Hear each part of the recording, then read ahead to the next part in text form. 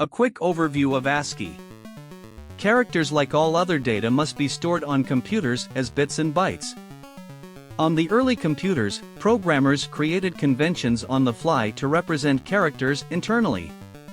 But as information exchange between different computers became more important, this approach wouldn't suffice. In order to be able to display text across different devices, conventions are needed to specify which bit sequence maps to which character. The first really popular convention and the root for many of today's character encodings was ASCII. ASCII stands for American Standard Code for Information Interchange. It is a character encoding standard for electronic communication, so not only computers. It was first published in 1963 and it contains 128 code points, numbers that map to characters. 128 code points means a 7-bit sequence. ASCII characters can thus be represented by their code point or a hexadecimal value. For example, 90 or 0x5a is capital Z. Of the 128 characters, only 95 are actually printable. The other 33 are called control characters. Not all of these were meant for computers, and some of the behavior associated with them is ambiguous.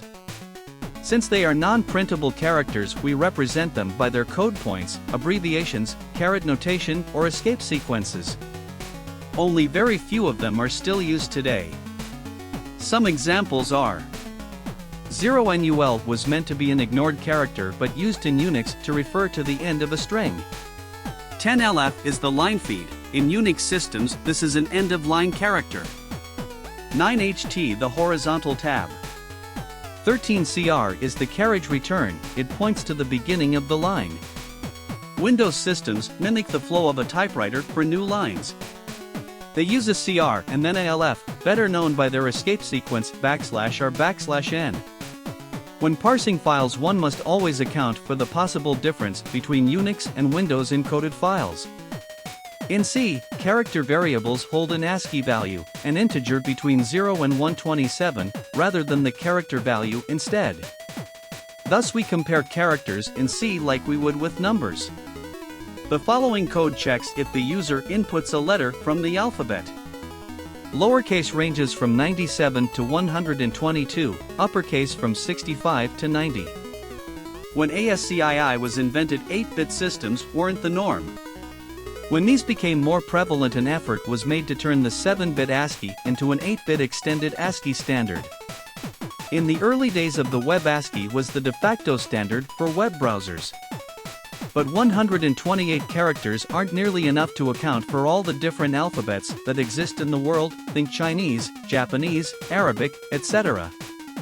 Nowadays most computer systems use the much larger Unicode character set and the web mostly its UTF-8 encoding. However, the first 128 code points in UTF-8 are the same as ASCII, thus it can be considered a subset of ASCII.